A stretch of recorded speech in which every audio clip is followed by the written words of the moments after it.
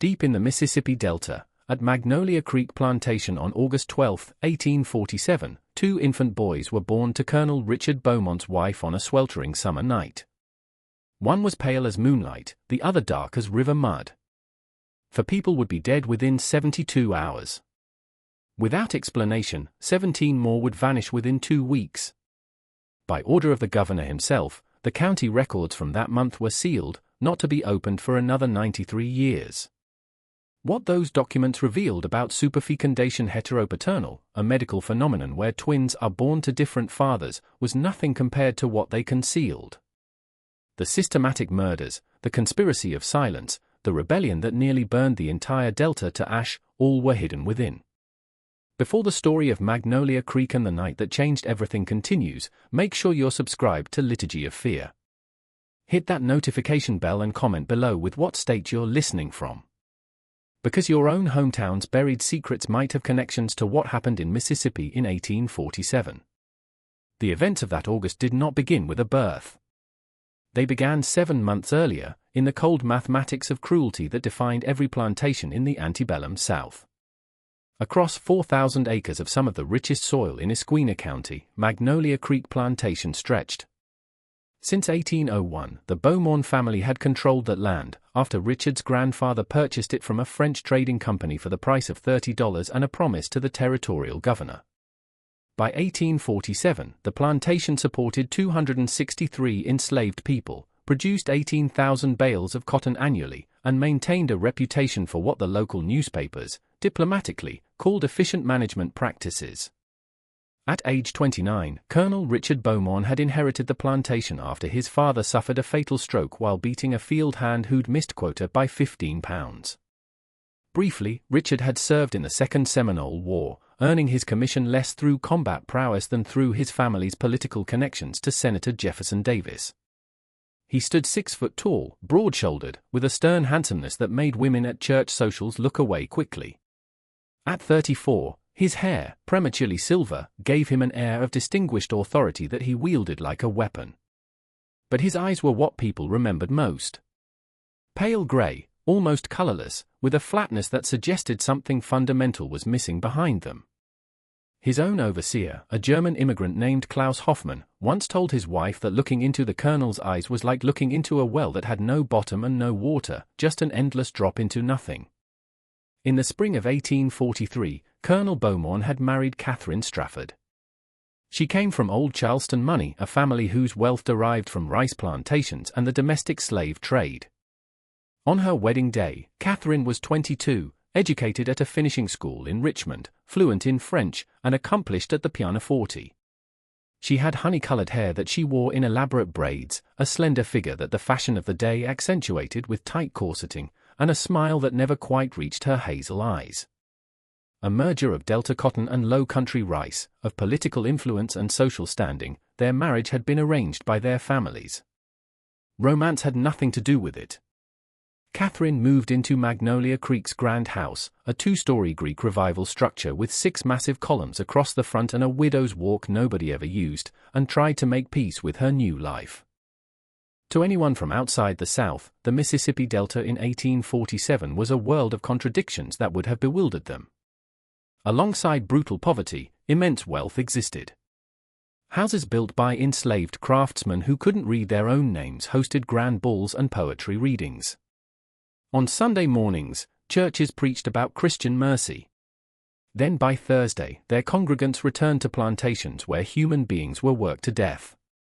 A society that was at its core deeply unstable and paranoid was created by the cognitive dissonance required to maintain this system. Even by Delta standards, Esquina County was particularly isolated. Everything was dominated by the Mississippi River, commerce, transportation, social life, and the constant threat of floods that could destroy a year's crop in a single night. The nearest substantial town was Vicksburg, 40 miles downriver, accessible only by steamboat or a treacherous road that turned to impassable mud for months at a time. Insularity was bred by this isolation. The dozen or so plantation families in the area socialized almost exclusively with each other, intermarried, conducted business together, and maintained a unified front on all matters related to slavery, politics, and the increasingly hostile rhetoric coming from the North. In this closed world, reputation meant everything. A family's standing could be destroyed by a whisper of scandal. Social exile or worse could come from an accusation of abolitionist sympathy. And any threat to the racial hierarchy that undergirded the entire system was met with swift, often violent response. These rules, Catherine Beaumont understood. She'd been raised in them, educated in the delicate art of maintaining appearances while ignoring ugly realities. But living comfortably within them and understanding rules were different things. In a haze of supervised activities and suffocating routine, her first year at Magnolia Creek passed. She managed the household staff, 6 enslaved women who cooked, cleaned, and maintained the house. On Thursday afternoons, she received visitors. Every Sunday she attended church at Deer Creek Baptist, where Reverend Amos Pritchard preached sermons that somehow justified slavery through selective biblical interpretation. She hosted dinner parties for neighboring planters and their wives, serving elaborate meals on imported china, while pretending not to hear the screams that occasionally drifted up from the quarters after dark. And she tried, unsuccessfully, to produce an heir. The colonel wanted a son. He made this clear in ways both explicit and implicit. He needed a boy to continue the Beaumont name, to inherit the plantation, to maintain the family's position. When Catherine failed to conceive during the first 6 months of marriage, he grew impatient. When a year passed with no pregnancy, his impatience curdled into something colder and more dangerous. Finally, in the summer of 1844, she became pregnant. The pregnancy was difficult, morning sickness that lasted all day, debilitating fatigue, swelling in her legs that made walking painful. But she endured it because she believed a child would soften the colonel, would give their marriage some purpose beyond social obligation and dynastic continuation. In March of 1845, she gave birth to a girl. They named her Margaret after the colonel's mother. The baby was small, born a month premature, with a weak cry that worried the midwife. But immediately, Catherine loved her with a fierce protectiveness she hadn't known she possessed. For 3 weeks, she barely left the nursery. She nursed Margaret herself despite the colonel's insistence that they hire a wet nurse. She rocked her daughter through sleepless nights, sang to her, prayed over her. On April 8, 1845, Catherine woke to find Margaret cold in her cradle. The baby had died during the night. No marks, no signs of distress. The doctor who examined the tiny body said it was crib death, a tragic but not uncommon occurrence with premature infants. Catherine knew different. She'd heard the colonel enter the nursery around 2 o'clock in the morning. She'd heard the floorboards creak, heard the cradle rock slightly, heard him leave again. In that half-awake state that new mothers exist in, she had been listening with one ear always open for their child's cry. But assuming he was just checking on the baby, she'd been too exhausted to get up. By dawn, Margaret was gone. Catherine never said anything. Not to the doctor, not to the midwife, not to anyone. What could she say? She had no proof, only a mother's instinct and the memory of footsteps in the dark. And even if she'd had proof, who would have believed her or cared? This was Mississippi in 1845. A man's authority over his household was absolute. If the colonel had decided his daughter was too weak to survive, too much of a disappointment to be worth feeding, that was his prerogative.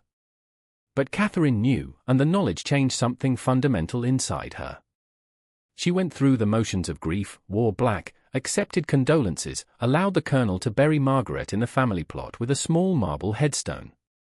But privately she began to see her husband clearly for the first time, not as a stern but ultimately reasonable man, not as a product of his culture and upbringing, but as something else entirely, something broken and dangerous. She became pregnant again in late 1845. This time she was more careful. She ate in her room, took no medicines the colonel offered her, locked her door at night, but the pregnancy ended in miscarriage at 4 months. The doctor said these things happen, especially after the trauma of losing a child. Catherine suspected otherwise, but again, she had no proof, just a lingering metallic taste in her mouth after drinking the tea the colonel had brought her the night before the cramping started. By the spring of 1847, their marriage existed only as a legal fact and social performance. They spoke when necessary. They appeared together at church and social functions. But the house had become a battlefield, even if only one of them was openly fighting.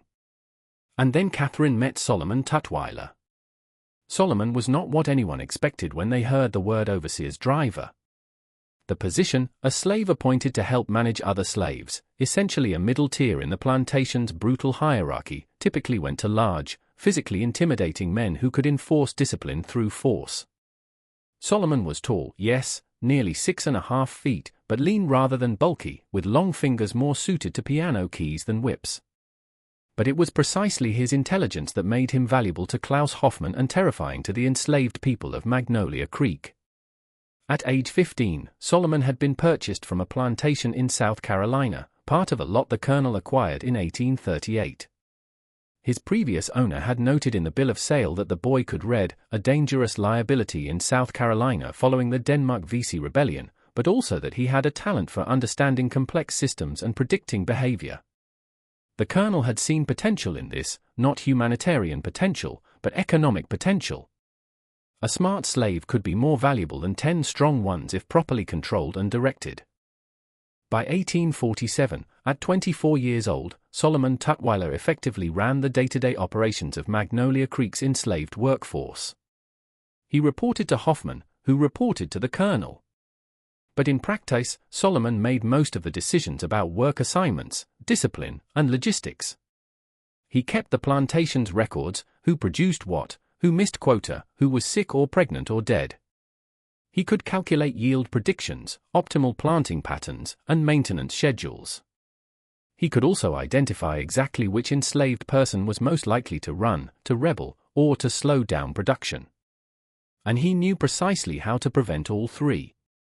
With an intensity that went beyond the usual resentment toward drivers, the other slaves hated him. Solomon wasn't just enforcing the system. He understood it, manipulated it, and used it for his own survival. He informed on escape plans before they fully formed. He identified the leaders of any potential resistance and reported them to Hoffman before they could organize. He administered punishments with a clinical efficiency that was somehow worse than rage. He also possessed something unusual for an enslaved person in 1847 Mississippi, a degree of physical freedom. Because of his value to the plantation's operations, Solomon was allowed to move between the main house, the overseer's cottage, the quarters, the fields, and even occasionally to neighboring plantations on the colonel's business. He wore better clothes than other slaves, not fine, but serviceable and clean. He ate better food, had his own small room in the quarters, and was never whipped except once early on to establish the colonel's authority. This combination of intelligence, mobility, and perceived collaboration made Solomon the most dangerous person on Magnolia Creek Plantation, but not for the reasons anyone assumed. Catherine first became aware of Solomon in December of 1846, when she'd gone to the quarters to distribute Christmas presents, a paternalistic tradition she'd inherited from her mother-in-law.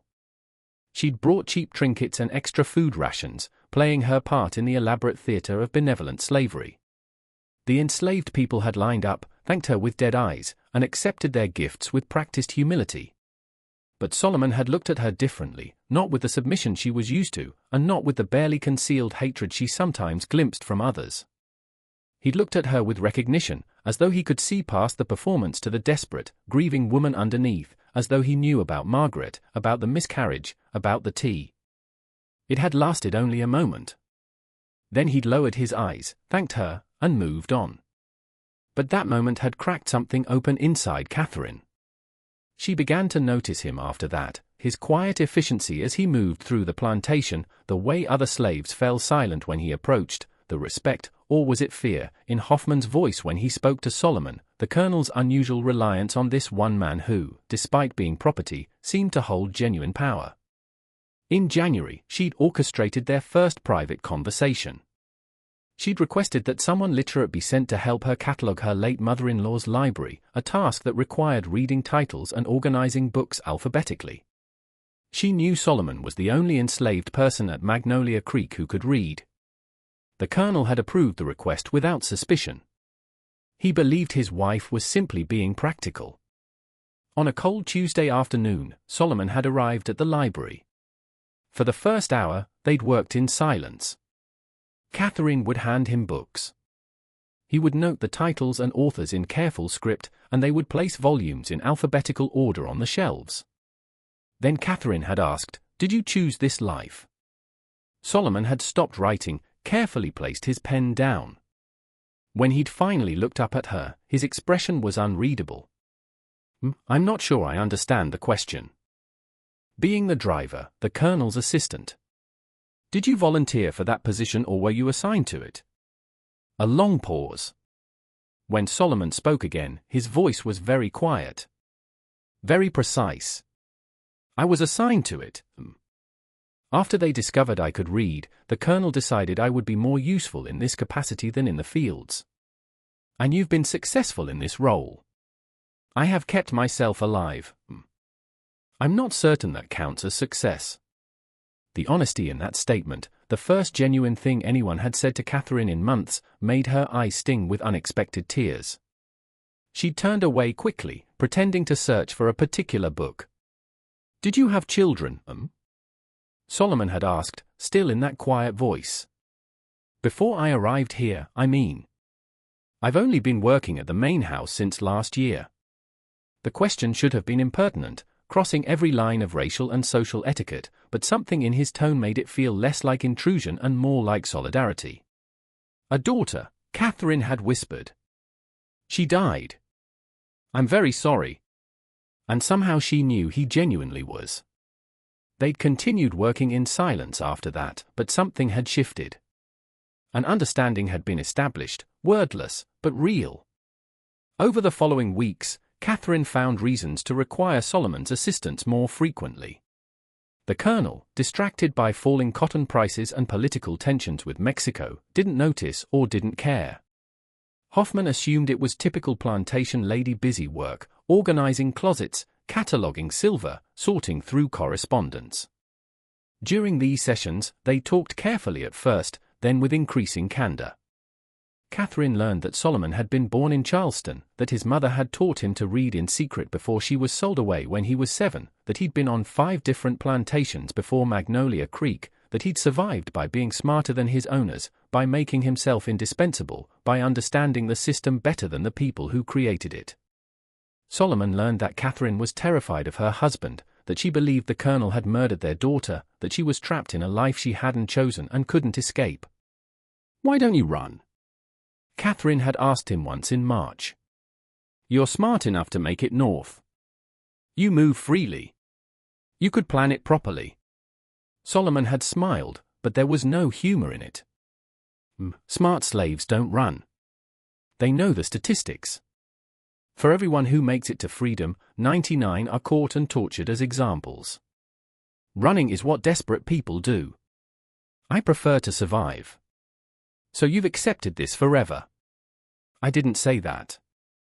His eyes had met hers with sudden intensity. I said I don't run. I didn't say I don't resist. That conversation had taken place on March 19, 1847. The same day Catherine had discovered she was pregnant again. Catherine didn't tell Solomon about the pregnancy immediately. She didn't tell anyone, not even the colonel, for nearly 6 weeks. She'd learned caution from her previous losses, and this time she was determined to protect the life growing inside her through vigilance and secrecy. But she also knew with growing certainty that if this child was a son, the heir the colonel demanded, she would never have real influence over him. The boy would be raised to be exactly like his father, entitled, cruel, emotionally vacant. He would inherit Magnolia Creek and continue the cycle of brutality. And if the child was a daughter, Catherine feared she wouldn't live long enough to protect her from the colonel's cold calculations about bloodlines and utility. This fear festered through April and into May, growing alongside the child in her womb. She played her role impeccably, the beautiful wife, the gracious hostess, the quiet presence at church. But inside she was making calculations of her own. The idea, when it first formed, seemed impossible, insane. But it wouldn't leave her alone. She'd been reading medical texts from the colonel's library, trying to understand what had gone wrong with her previous pregnancies. That's when she'd encountered a reference to superfecundation, the rare phenomenon where a woman could conceive twins from two different fathers if she ovulated multiple eggs and had relations with two men within a short window of time.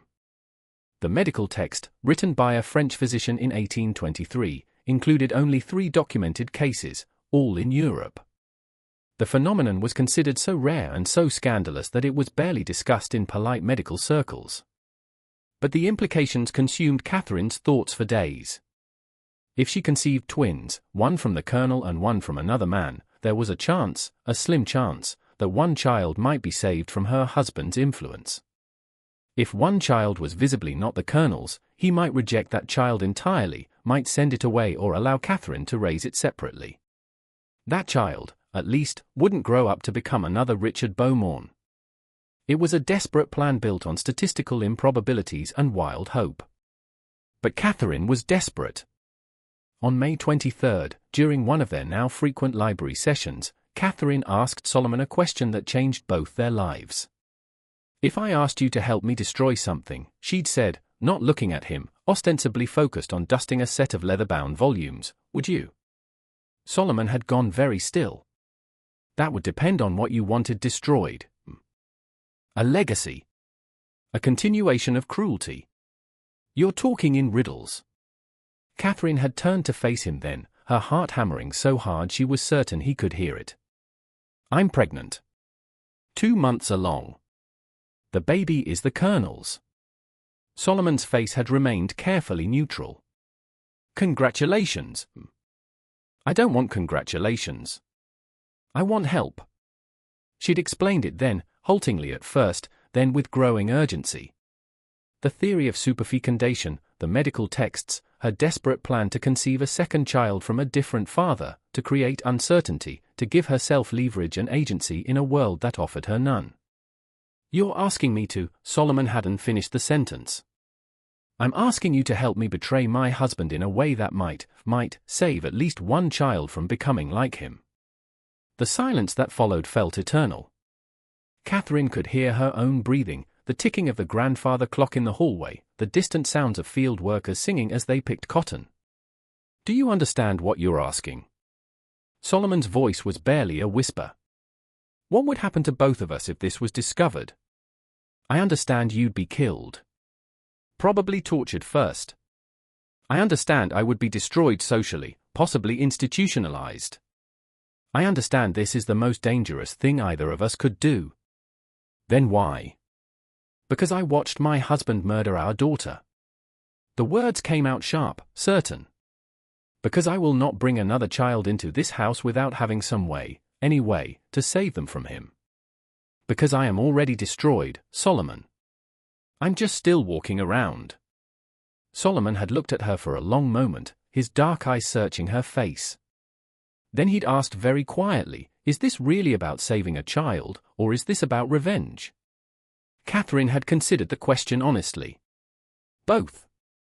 "Does it matter?" "Yes. It matters a great deal. Revenge is a fire that consumes everything, including the person who lights it. If that's all this is, we'll both burn and accomplish nothing. Then it's about survival," Catherine had said. "Mine and the child's. Is that acceptable?" Another long silence. Then Solomon had nodded once, almost imperceptibly. "When?" he'd asked. "Soon. The timing has to be precise. Within the next week, possibly less." They'd made their plans carefully over the following days. Catherine tracked her body's rhythms, calculated the optimal window. Solomon identified the safest time and location. A Wednesday afternoon when the colonel would be in Vicksburg meeting with his banker, when Hoffman would be supervising new field assignments, when the house staff would be occupied with laundry in the quarters behind the main house. On May 27, 1847, at approximately 2 o'clock in the afternoon, Catherine and Solomon met in the disused smokehouse at the edge of the plantation's main compound. The structure, built 30 years earlier, had been replaced by a larger facility closer to the kitchens, and was now used only for storage of equipment nobody wanted but nobody bothered to throw away. What happened there took less than 20 minutes. Neither spoke during it. Catherine kept her eyes closed the entire time, tears leaking from beneath her eyelids. Solomon was methodical, quick, and when it was finished, he'd helped her adjust her dress with the same careful efficiency he brought to all tasks. "I'm sorry," he'd said as she prepared to leave. Catherine had looked at him then, really looked at him, and saw something she hadn't expected, genuine anguish. "Don't be," she'd told him. "This was my choice, my plan." "You were just property," he'd finished bitterly. "Doing what property does. Following orders." "No." Catherine had touched his hand briefly, a gesture that violated every social code they'd both been raised under. "You were a person helping another person survive. That's all." She'd returned to the main house, bathed thoroughly, and resumed her normal routine as though nothing had happened. That evening, the Colonel returned from Vicksburg in a foul mood. The bank had refused to extend his credit line given the instability in cotton prices.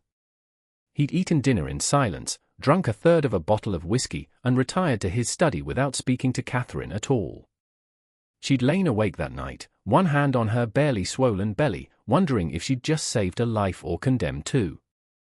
The answer wouldn't come for 4 more months. Through June and July, life at Magnolia Creek maintained its oppressive routine. The temperature climbed to brutal highs, regularly over 100 degrees with humidity that made every breath feel like drowning. The cotton grew thick and green in the fields. The enslaved workers toiled from dawn to dusk, then beyond as the Colonel pushed for maximum yield to compensate for falling prices. 2 people died from heat exhaustion in late June. Another attempted escape in early July and was caught, whipped, and sold downriver as an example. Catherine's pregnancy progressed normally, or as normally as any pregnancy could in that heat, in that house, in that life. She grew larger, more uncomfortable, more conscious of the ticking clock counting down to a moment that would either free her or destroy her completely. She and Solomon didn't speak privately again after that afternoon in the smokehouse. It was too dangerous, drew too much attention. But sometimes when she saw him crossing the yard or when he delivered reports to the Colonel's study, their eyes would meet for just a fraction of a second. In those moments, an entire conversation happened without words. "Are you all right?" "Yes." "Are you?" "Yes." "Can we survive this?" "We have no choice." The Colonel, meanwhile, grew increasingly volatile as summer progressed. Cotton prices continued falling as northern abolition agitation disrupted markets and southern paranoia increased. Political tensions with Mexico remained unresolved, and at home his wife's pregnancy reminded him daily that he would have an heir to either be proud of or disappointed by. The uncertainty seemed to corrode something in him. He'd always been cruel in a distant, administrative way, signing off on punishments, making decisions about sales and separations, enforcing discipline through Hoffman and Solomon. But that summer he began participating directly. He watched whippings now, counting the lashes personally. He rode through the fields during the hottest parts of the day, observing the workers with those flat grey eyes, looking for any sign of shirking. He conducted late-night inspections of the quarters, searching for contraband or evidence of forbidden gatherings.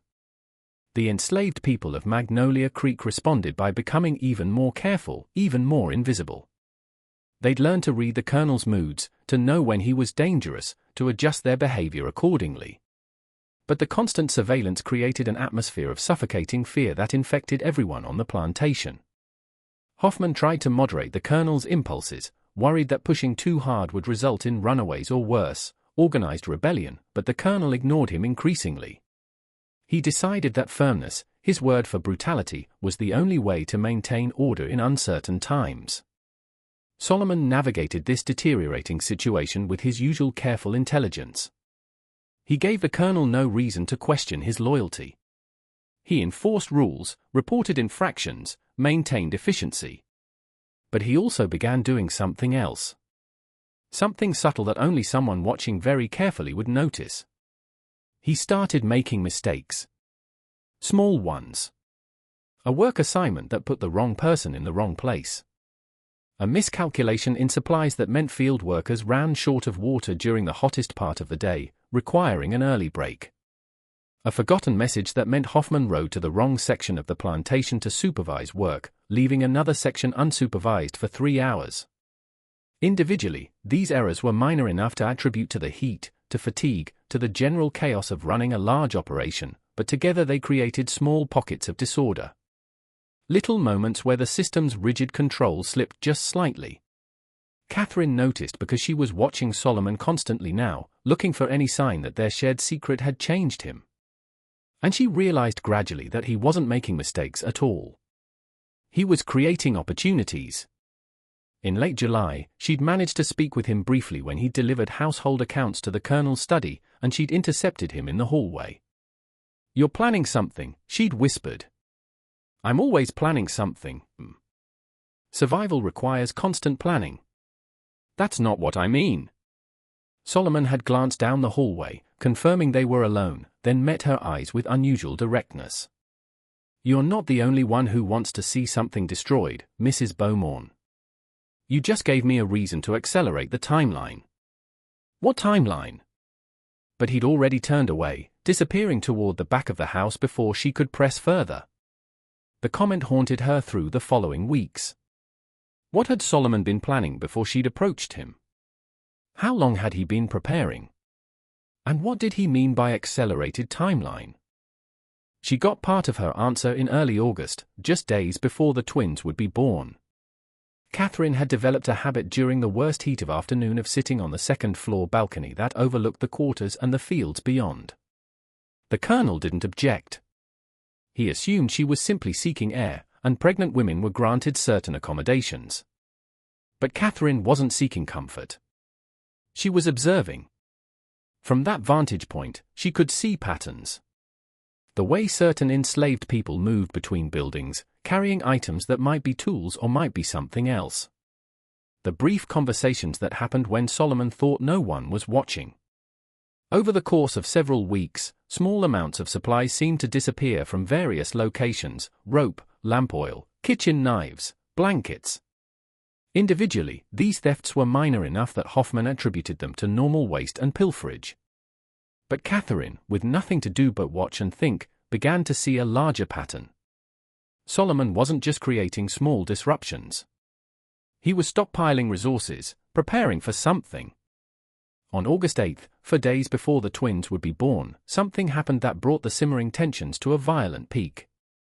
A 15-year-old enslaved girl named Ruth had been working in the main house as a junior housemaid. She was quiet, competent, and invisible in the way that enslaved people learned to be to survive. But the Colonel had noticed her anyway. That afternoon, while Catherine was resting in her room and the house staff was occupied with dinner preparations, the Colonel had called Ruth to his study. When she didn't emerge after an hour, one of the older house slaves, a woman named Bess, who'd been at Magnolia Creek for 30 years, had gone to check on her. What she found was Ruth, sobbing and bleeding, her dress torn. The Colonel calmly pouring himself another whiskey as though nothing had happened. Bess had helped Ruth to the kitchen, cleaned her up, and told her to say nothing to anyone. It was the same advice she'd given other girls over the years. Speaking up only made things worse. Silence was survival. But Solomon had been in the kitchen getting water for Hoffman when they'd arrived.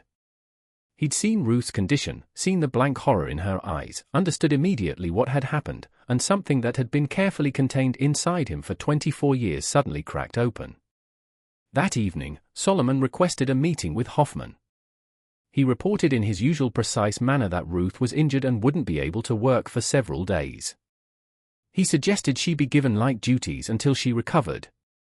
He showed no emotion, offered no opinion, simply relayed information. But Hoffman, who'd worked with Solomon for 9 years, heard something different in his voice, a flatness that was even flatter than usual, an absence that suggested the presence of something being forcefully suppressed. "Are you all right?" Hoffman had asked, surprising both of them with the question. "Yes, sir. Just tired from the heat." "Solomon, if there's something." "There's nothing, sir." "Will that be all?" Hoffman had let him go, but he'd sat alone in his cottage afterward, deeply uneasy. He'd always known Solomon was dangerous in the way that very intelligent people trapped in impossible situations are dangerous. But he thought that danger was fully contained, fully controlled. For the first time, he wondered if he'd been wrong. Catherine learned about Ruth the next morning from Bess, who told her in the careful, coded language enslaved people used when discussing their owners' crimes. Catherine had felt something cold and final settle in her chest. This was who her husband was. This was what she was protecting her unborn children from. That evening, she'd written a letter to her brother in Charleston, something she'd never done before. As the Colonel read all her correspondence, she'd hidden the letter in her sewing basket, unsure if she'd ever be able to send it, but needing to create some record, some evidence, some connection to a world outside Magnolia Creek. The letter read in part: Dear Thomas, I am writing to inform you that if anything should happen to me during childbirth, you must know that it was not God's will or natural misfortune. I have reason to believe my husband is not a safe person. I cannot explain further in writing, but please know that if I die, it will not have been accidental. Please look after my children if there are any. Please do not let Richard raise them alone. Your loving sister, Catherine. She'd sealed the letter and hidden it between the pages of her Bible, a book she knew the Colonel would never touch. 3 days later, on the night of August 11th, Catherine went into labor. The contraction started just after sunset, a familiar tightening across her belly that she'd felt twice before. Catherine was in the music room, pretending to read when the first real pain seized her. She'd gasped, gripping the arm of her chair, and the book had fallen from her hands. Bess, who'd been dusting nearby, had immediately understood. I'll fetch the midwife, and tell the Colonel. No. Catherine's voice was sharp. Not yet. Not the Colonel, just the midwife. Tell him I'm feeling poorly and retired early. Don't tell him about the labor until it's further along. Bess had looked at her strangely. Most women wanted their husbands informed immediately, but she'd nodded and hurried out. The midwife, an older enslaved woman named Dina, who delivered half the babies born at Magnolia Creek over the past 2 decades, arrived within 20 minutes. She'd examined Catherine quickly, efficiently, then settled into a chair by the bed. First baby usually takes a while, she'd said calmly. But you've done this before, Your body knows what to do.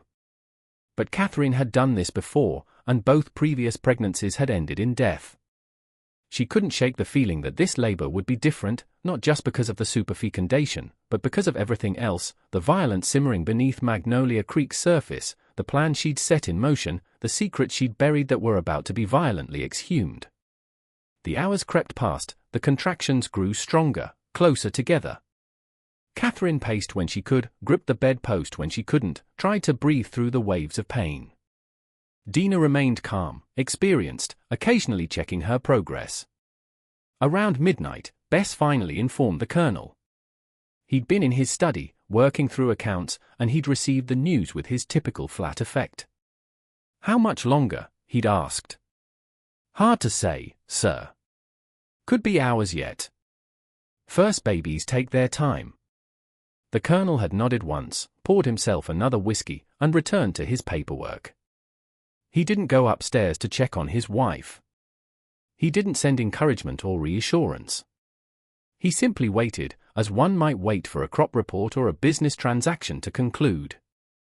But while the main house focused on Catherine's labor, something else was happening in the quarters.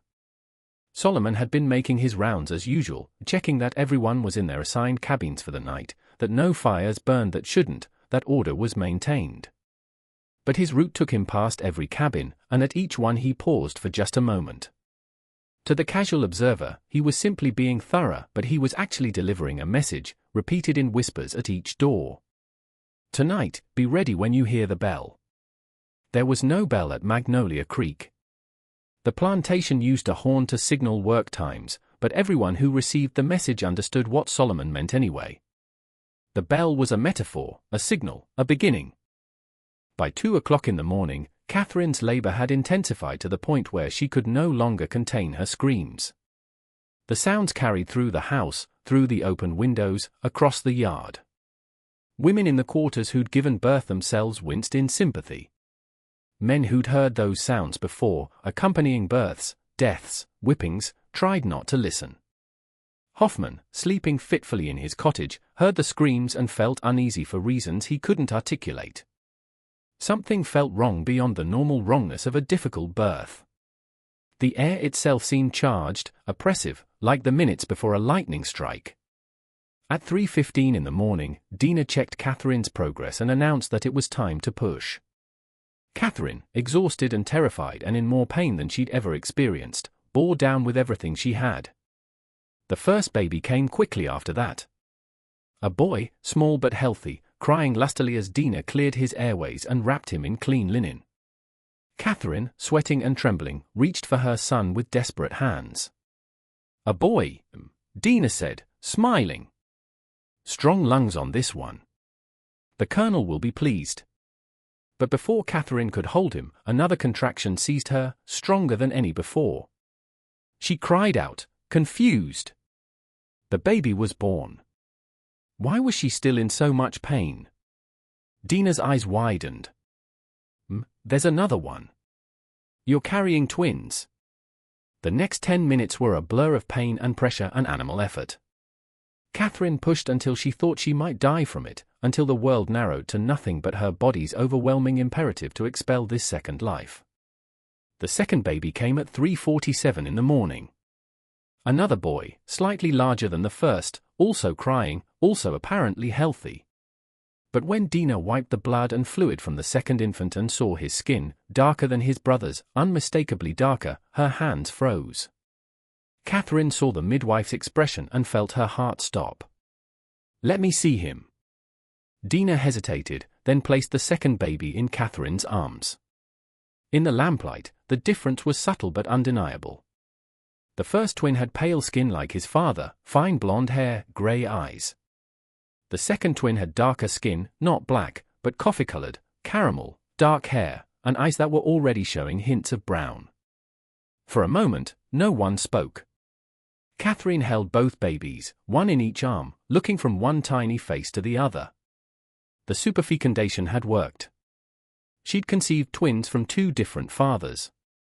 The medical impossibility had become medical reality, and now everyone would know.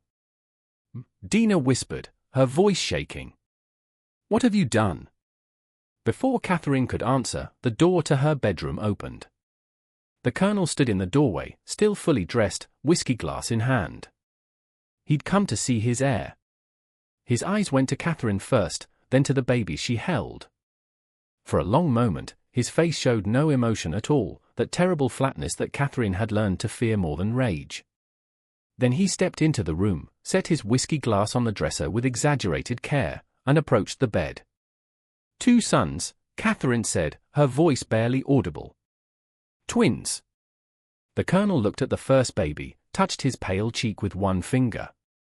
Then he looked at the second baby, and something happened to his face. Not anger exactly, something colder. A calculation occurring behind those flat grey eyes. "Whose is he?" The Colonel's voice was very quiet. "Yours?" "They're both." "Don't." The word was sharp as a blade. "Don't insult me, Catherine. I may be many things, but I'm not blind." He leaned closer, examining the second twin with the same detachment he'd used to examine a suspicious cotton ball. "Whose is he?" Catherine's mind raced.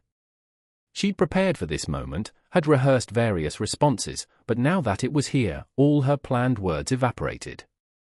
"There's a medical condition called superfecundation." "I know what superfecundation is." The Colonel straightened, picked up his whiskey glass, drained it. "I'm not an uneducated man, Catherine. I know it's possible in theory for twins to have different fathers, but it requires specific conditions. It requires you to have lain with two men within a very short time frame." He paused. "So, I'll ask you again, whose is he?" The silence stretched. Downstairs, the grandfather clock chimed 4 times. "Solomon," Catherine finally whispered. "Solomon Tutwiler." She'd expected violence, a blow, screaming, immediate rage. But the Colonel simply nodded as though she'd confirmed something he'd already known. "Your driver," Dina breathed, backing toward the door. "Lord have mercy. You laid with Solomon." "Get out," the Colonel said without looking at the midwife. "Tell no one what you saw here." No one. Do you understand? Yes, sir. Dina fled, leaving Catherine alone with her husband and the babies. The colonel walked to the window, looked out at the pre-dawn darkness. When he spoke again, his voice had that administrative quality Catherine recognized from business discussions. Here's what's going to happen.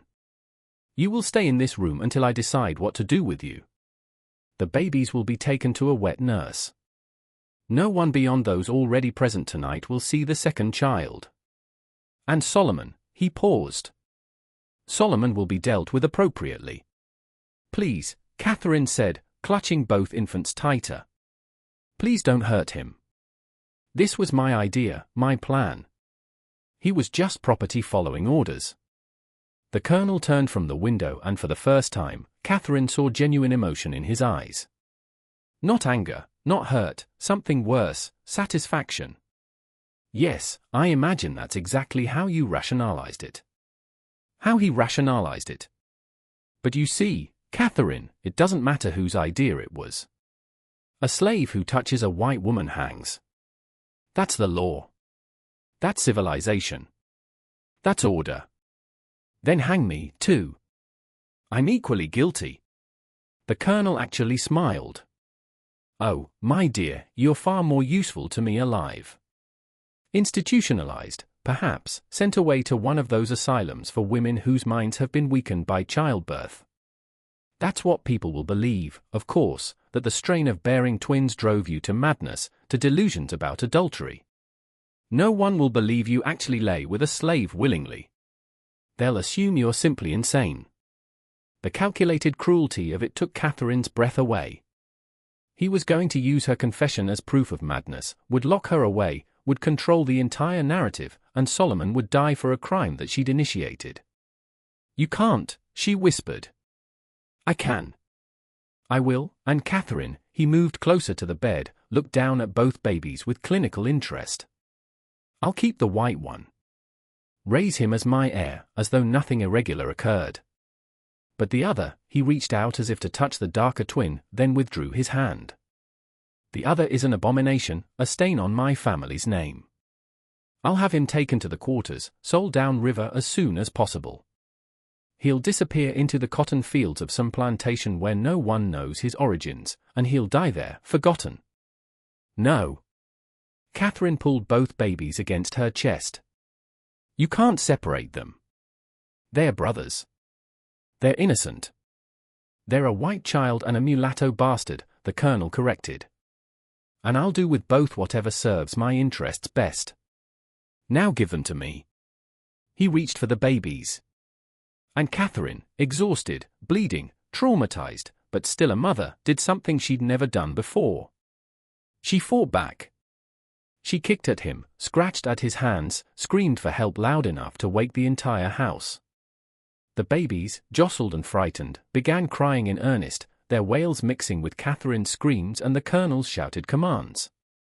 Bess burst into the room, saw the struggle, froze in horror. Behind her, Hoffman appeared, drawn by the noise, his face pale in the lamplight. Sir, what's happening? Hold her down, the colonel ordered. Take the babies now. But before anyone could move, a sound cut through the chaos. A sound that didn't belong in this moment, in this house, in this world. The deep, resonant toll of a bell. Everyone froze. Magnolia Creek didn't have a bell. The plantation had never had a bell. The toll came again, then again. Steady, rhythmic, impossible. Hoffman moved to the window, looked out toward the quarters, and what he saw drained all color from his face. Sir, he whispered. Sir, you need to see this. The colonel, still holding one of Catherine's wrists, turned toward the window. What he saw there made him release his wife and move toward the glass, his expression transforming from controlled fury to something approaching shock. The quarters were on fire. Not one cabin, not an accident. Every single structure in the slave quarters was burning simultaneously, flames climbing into the pre-dawn sky, smoke billowing in great black columns, and in front of the fires, silhouetted against the orange glow, dozens of figures stood in absolute silence, watching the main house. Dear God, Hoffman breathed. They're just standing there. They're not running. They're not panicking. They're just watching. The bell tolled again, and now they could see its source. Someone had mounted the plantation's large iron cookpot on a wooden frame and was striking it with a metal bar, creating deep, resonant tones that carried across the entire plantation. It's a signal, the colonel said, his voice flat again. They've organized. This is rebellion. As if to confirm his words, the silent watchers began to move. Not toward the main house, not in a panicked mob, but in organized groups, spreading out across the plantation with clear purpose. Some headed toward the equipment barns, others toward the cotton stores. Still others began advancing toward the main house itself. We need to barricade the doors, Hoffman said, backing away from the window. Get the weapons, sir. We need to. Where's Solomon? The colonel's question cut through Hoffman's panic. Where is Solomon Tutwiler? As if in answer, a figure emerged from the smoke and flames, walking slowly up the path from the quarters toward the main house. Even from a distance, even through the haze, they recognized him. Solomon, tall and unhurried, carrying something in his hands. The colonel watched him approach with that calculating expression. He planned this, all of it. The fire, the organization. This is what he's been preparing for. We need to leave, Hoffman insisted. Sir, we can't defend against this many. No. The colonel's voice was ice. We're not leaving. This is my property, my land, my slaves, and I will not be driven from it by. His words were cut off by the sound of breaking glass downstairs, voices, footsteps. The rebellion had reached the house. Catherine, still in bed, still holding both babies, felt a strange calm settle over her. This was it. The moment everything converged. Her betrayal, Solomon's long-laid plans, the colonel's cruelty, the system's violence, all of it reaching critical mass simultaneously. Just when we thought we'd seen it all, the horror in Magnolia Creek intensifies. If this story is giving you chills, share this video with a friend who loves dark mysteries. Hit that like button to support our content, and don't forget to subscribe to never miss stories like this. Let's discover together what happens next. The colonel grabbed Hoffman's arm. Get downstairs. Protect the weapons cabinet. I'll be right behind you. After Hoffman left, the colonel turned back to Catherine. Their eyes met across the room, and in that moment they both understood that everything they'd built, the marriage, the plantation, the carefully maintained facades, was collapsing. This is your fault, he said quietly. Your betrayal started this. No, Catherine replied, surprised by the steadiness in her own voice. Your cruelty started this years ago. With Margaret, with Ruth, with every person you've brutalized. I just gave Solomon a reason to act on a plan he'd been making for years. You created this. I just accelerated it. The colonel stared at her for a long moment, then turned and walked out, closing the door behind him.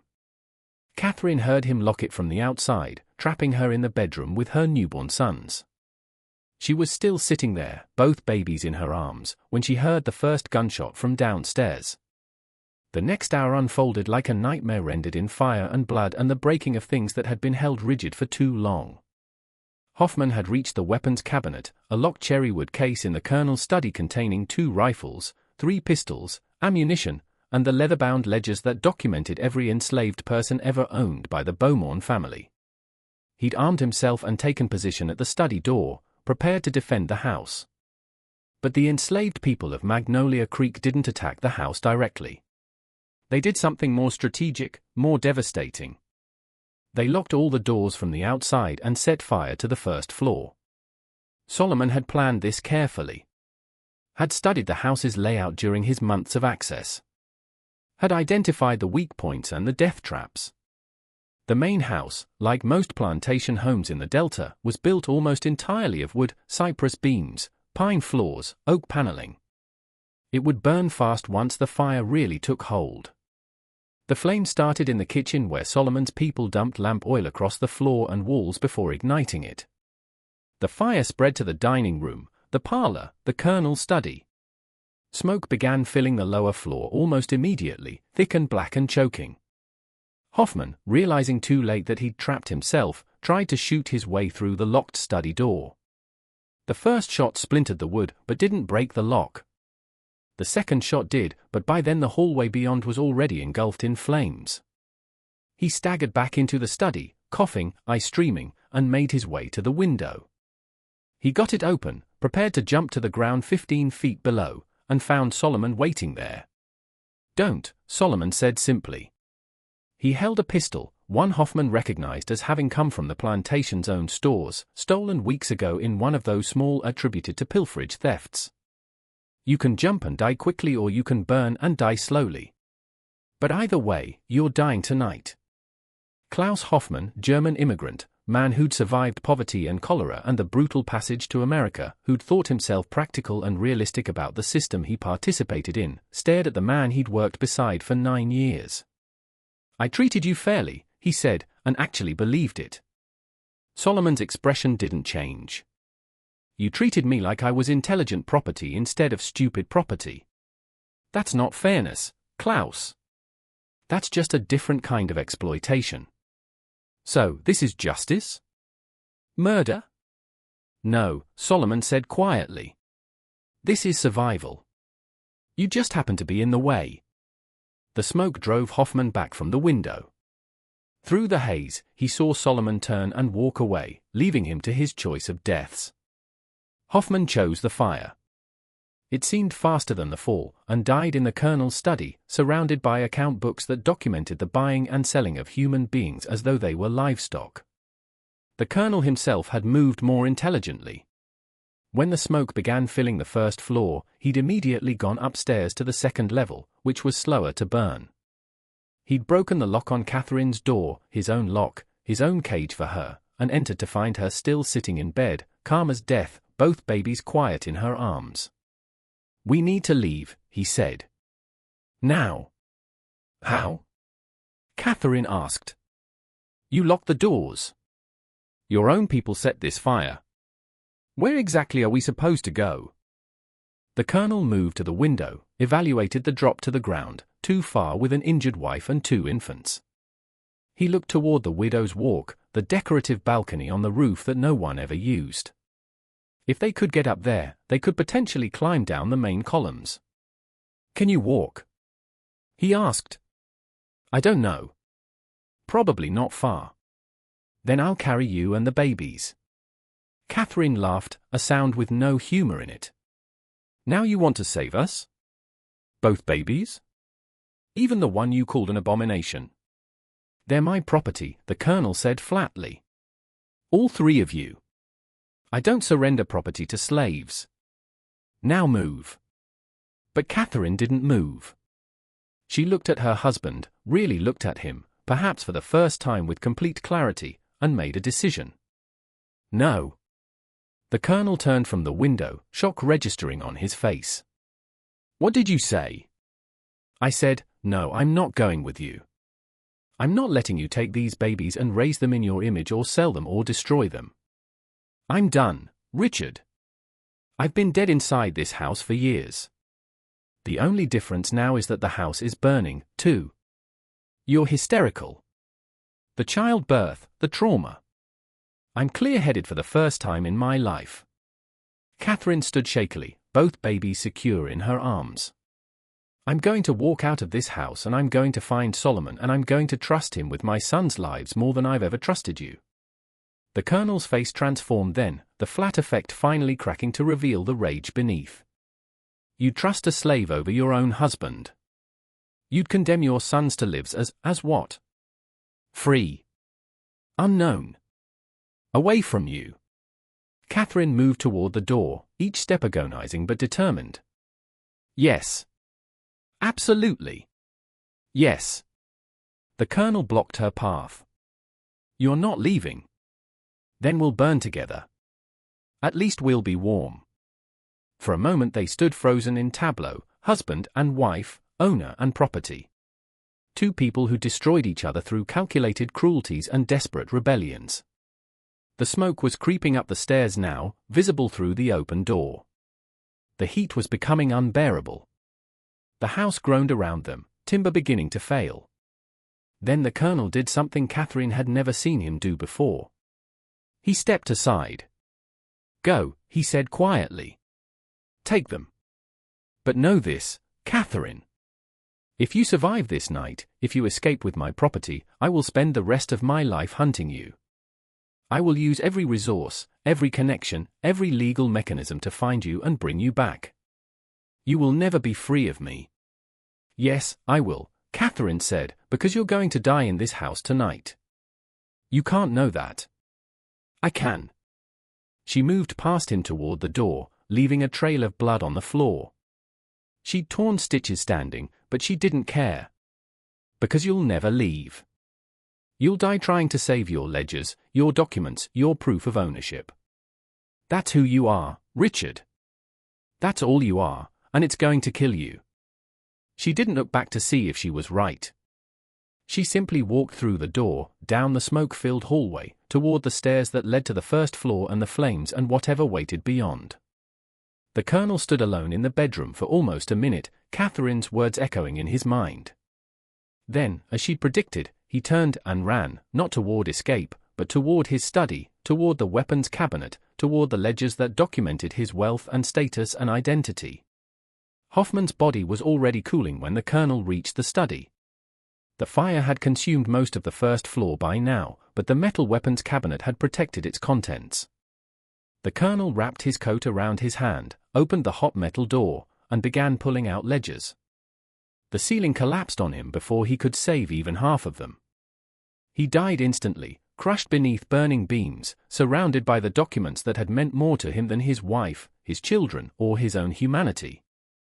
Catherine, meanwhile, had made it down the stairs through a combination of adrenaline, maternal desperation, and sheer bloody-minded determination.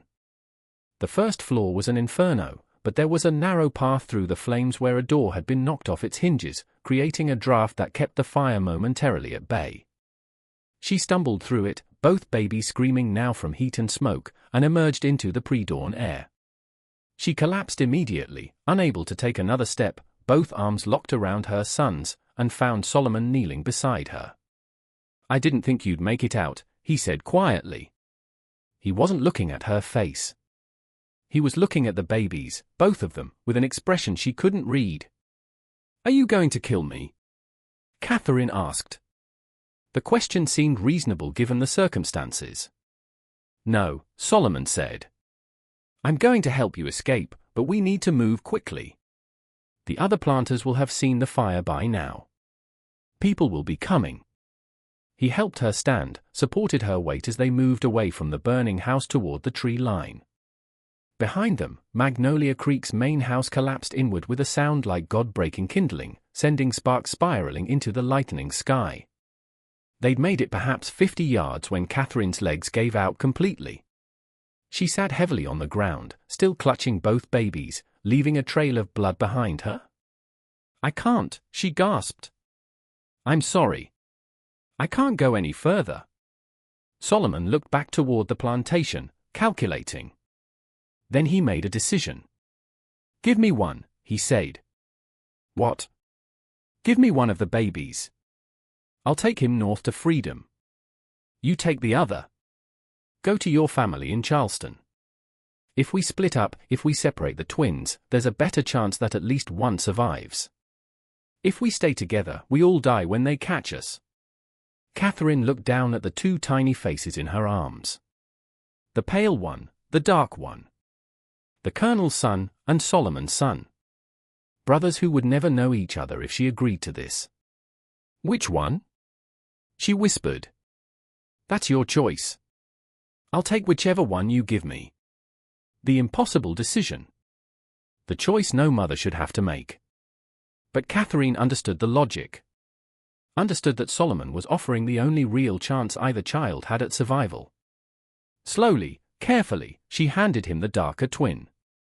Solomon's biological son, the child whose existence had started this entire catastrophe. "His name is Thomas," she said. "After my brother. Promise me you'll remember that." Promise me he'll know he was named for someone. I promise.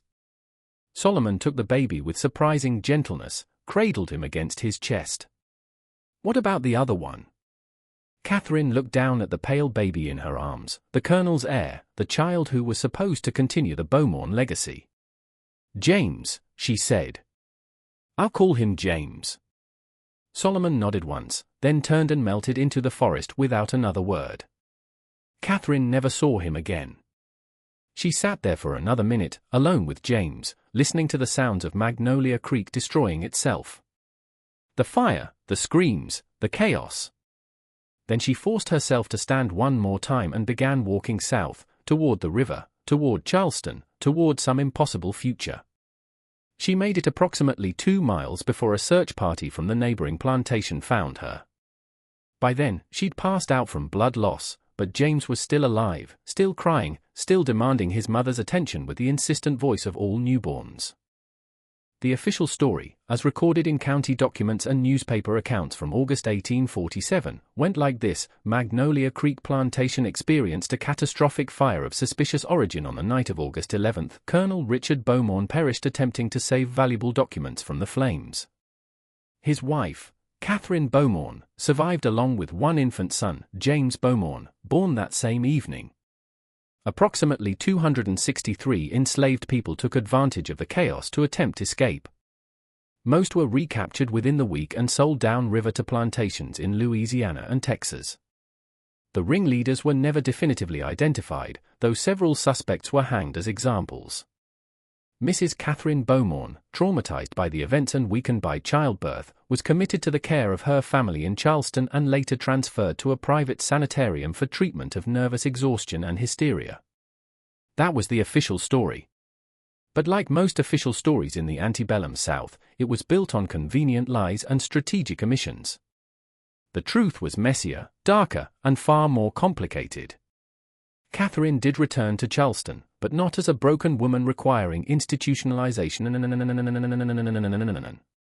Her brother Thomas, upon reading the letter she'd hidden in her Bible, a letter miraculously recovered from the ruins by a house slave who'd saved it deliberately, understood exactly what had happened at Magnolia Creek. He used his family's connections to ensure that Catherine was placed in a sanitarium that was actually a discreet boarding house for women escaping impossible situations. She lived there quietly under an assumed name for 2 years, raising James away from public scrutiny. The baby thrived. He grew into a healthy, intelligent child who knew nothing of his father's cruelty or his mother's desperate choices. Catherine told him, when he was old enough to ask, that his father had died heroically trying to save others from a fire. It was close enough to a truth to salve her conscience. In 1849, Catherine remarried, a modest merchant from Savannah, who asked few questions about her past and treated James as his own son. They had 3 more children together, and Catherine lived to see them all reach adulthood. She never spoke publicly about Magnolia Creek. And the few times someone recognized her name and asked about the tragedy, she would smile politely and say it was all so long ago and so painful that she preferred not to dwell on it. But privately, in journals she kept hidden until her death in 1891, Catherine wrote extensively about that night, about Solomon, about the choice she'd made to separate her sons, about the guilt that haunted her every day, not for betraying the colonel, but for not being brave enough to keep both babies, to somehow save them both. She wrote, "I tell myself I did the only thing possible, that splitting them up gave each boy a chance at life they wouldn't have had together. But I dream of Thomas, the son I gave away, and wonder who he became, whether Solomon kept his promise, whether my baby lived to see freedom or died in some cotton field, nameless and forgotten. James will inherit money and status. But Thomas, if he survived, inherited something potentially more valuable, the possibility of actual freedom. I hope it was worth it. I hope I didn't simply condemn him to a different kind of death." As for Solomon and Thomas, their story becomes harder to trace. In the chaos of the Magnolia Creek fire, approximately 47 enslaved people successfully escaped and were never recaptured. This was an unusually high number, suggesting that Solomon's planning and organization had been far more extensive than anyone realized. There are fragmentary records, carefully vague, deliberately incomplete, that suggest a tall black man traveling with an infant made it to Cincinnati, Ohio by late 1847. From there, the trail goes cold, which in the context of the Underground Railroad, often meant successful passage into Canada. In 1852, a man named Solomon Turner, note the slight name change, appeared in the records of Chatham, Ontario, a settlement known for accepting fugitive slaves. He worked as a carpenter, was described as literate and intelligent, and lived alone, except for a young boy he claimed was his son. The boy, approximately 5 years old, was named Thomas, and had notably light skin for being the son of a man as dark as Solomon Turner. This could be coincidence. Chatham was full of fugitive slaves rebuilding their lives under new names, many with complex family situations resulting from the fractures of slavery. But the details align too precisely to ignore: the name, the timing, the child's appearance, Solomon's documented literacy. If this was indeed the same Solomon from Magnolia Creek, he kept his promise. He raised Thomas in freedom, in a country where the boy's mixed heritage was unusual but not illegal, not shameful, not dangerous. Thomas Turner grew up learning carpentry from his father, learning to read and write. Learning that he was valuable not as property but as a human being. Thomas Turner, again, if he was indeed the same Thomas born on that violent August night, married in 1867 to a woman named Elizabeth Grant, daughter of freed slaves who'd settled in Chatham in the 1830s. They had 4 children. Thomas worked as a school teacher and community organizer, advocating for the rights of black Canadians and supporting fugitive slaves arriving from the States. He died in 1904 at age 57, surrounded by grandchildren who knew nothing of Mississippi or Magnolia Creek or the night their grandfather's existence had sparked a rebellion. His obituary in the Chatham Planet described him as a pillar of the community, a devoted educator, and a man who lived with quiet dignity and purpose. There was no mention of his origins, no reference to the circumstances of his birth, just the simple facts of a life lived in freedom. Meanwhile, back in Mississippi, the Magnolia Creek fire became a cautionary tale whispered between planters over whiskey and cards. The story mutated in the telling, becoming less about human decisions and more about the inherent danger of slaves, the constant threat of rebellion, the necessity of harsh discipline to maintain order. The fact that the rebellion had been sparked by a white woman's choice to sleep with an enslaved man was largely erased from the narrative, too shameful, too threatening to the racial hierarchy that undergirded everything. The land that had been Magnolia Creek Plantation sat empty for 3 years before being purchased by a speculator from Nat Shea. He cleared the ruins, rebuilt more modestly, and operated it as a cotton farm with a much smaller enslaved workforce. But the plantation never regained its former prominence, and locals claimed the land was unlucky. Crops failed regularly. Buildings suffered inexplicable damage. Workers reported feeling uneasy in the fields where the old quarters had stood. The property changed hands 7 times between 1850 and 1900, each owner staying only a few years before selling at a loss. The pattern suggested less supernatural curse and more practical reality. The land's reputation made it difficult to hire overseers or purchase slaves willing to work there. Memory, even half-true memory, has power. During the Civil War, Union forces burned what remained of the main house during their Vicksburg campaign. And after that, the Magnolia Creek property was subdivided and sold off in pieces. By the early 20th century, nothing remained to mark where the plantation had stood, except some foundation stones and a handful of grave markers in what had been the family cemetery. One of those markers read, Margaret Beaumont, March 8 to April 8, 1845. Gone too soon. The Colonel's first daughter, whose death had been the beginning of everything that followed. Catherine had made sure, before she left Mississippi, that Margaret's grave was properly marked. It was the only acknowledgement of the child who'd lived just 3 weeks, but whose death had cracked open her mother's carefully constructed denial about who her husband truly was. The historical record contains one final curious document, discovered in a trunk of papers donated to the Mississippi Department of Archives in 1967 by a descendant of Thomas Strafford, Catherine's brother. It's a letter dated September 3, 1890, written in an elderly woman's shaking hand. The letter is unsigned, but the handwriting matches Catherine's journals. It's addressed simply, to Thomas, if you still live. The letter reads, I am an old woman now with death approaching more quickly than I'd like. My son James is 53 years old, a successful attorney in Atlanta, a father himself to children who never knew their grandfather's cruelty. I have lived a good life, much longer than I deserved given my choices and their consequences. But I write this not to confess or seek absolution. I write because I want someone to know the truth about the night you were born. The official histories will record only fire and rebellion and a mad woman's delusions. They will not record that 2 boys were born, brothers, one black and one white, separated by fear and necessity and an impossible choice. They will not record that your father, Solomon Tutwiler, was the bravest and most intelligent man I ever met, and that whatever happened between us that afternoon in May was less betrayal and more mutual survival. They will not record that he planned a rebellion so precisely that 47 people found freedom because of it, or that he risked everything to help a white woman escape her prison, even after she'd used him for her own desperate purposes. They will not record that I think of you every day. That I wonder who you became, whether you're alive or dead, free or enslaved, happy or broken, that I carry the guilt of splitting you from your brother like a stone in my chest, knowing it was necessary, but hating that it was necessary. If you live, if somehow this letter finds you, know that you were wanted. That you were named for someone who mattered to me. That your birth, however complicated and violent, was not shameful, but defiant.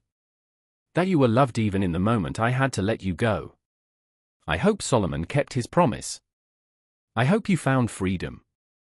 I hope you never learned the hatred I saw consume so many, though you had every reason to embrace it. Your mother, Catherine. The letter was never sent. Catherine died in Charleston on November 3, 1891 at age 70, having never found a way to deliver those words to the son she'd given away.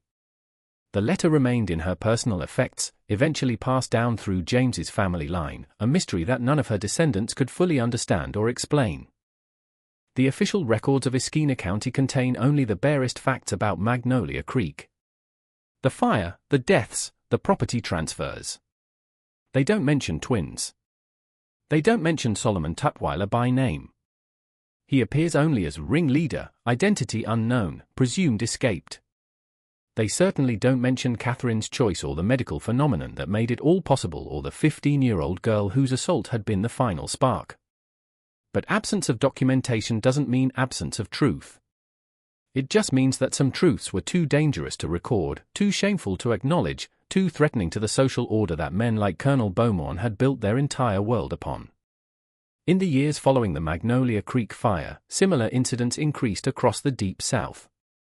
Small rebellions, mysterious fires, unexplained disappearances of enslaved people in larger numbers than usual. The system that relied on absolute control was discovering that absolute control was impossible to maintain indefinitely. Every crack created opportunities, and desperate people became very good at finding opportunities. The Civil War would come 14 years after that August night, and with it the legal end of the institution that had created the conditions for tragedies like Magnolia Creek. But the war wouldn't erase what had happened, wouldn't undo the separations, wouldn't heal the wounds that ran so deep they'd marked entire generations. James Beaumont grew up believing his father had been a stern but honorable man who died trying to save others. He became an attorney, as his mother had hoped, and used his position to quietly help freed slaves navigate the legal system during Reconstruction. He never knew he had a twin brother. Never knew his mother had made an impossible choice in fire and blood. Never knew that his very existence was tied to an act of desperate rebellion that had cost dozens of lives. He died in 1902, successful and respected, surrounded by children and grandchildren who carried the Beaumont name into the 20th century, completely ignorant of the violence and tragedy that had marked their origins. As for Thomas and Solomon, their trail goes cold after Mississippi.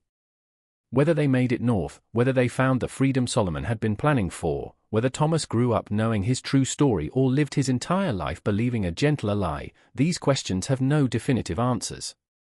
The absence of records could mean death. Or it could mean successful escape into a life where documentation was deliberately avoided, where the past was intentionally obscured, where survival meant becoming invisible to the very systems that had once claimed ownership. Perhaps that's the most fitting end for their story, uncertainty.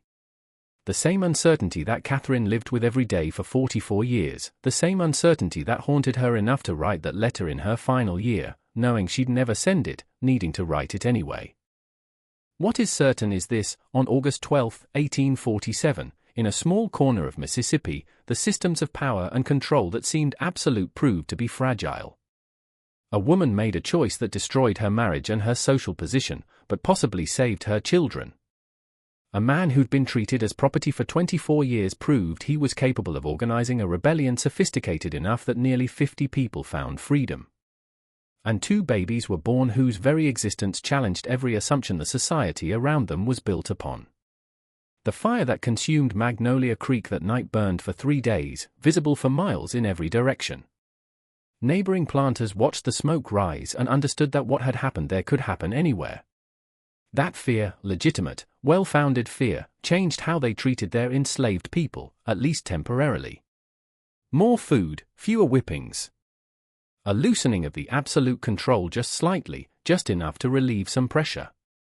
It didn't last. Within a year, most plantations had returned to their previous practices.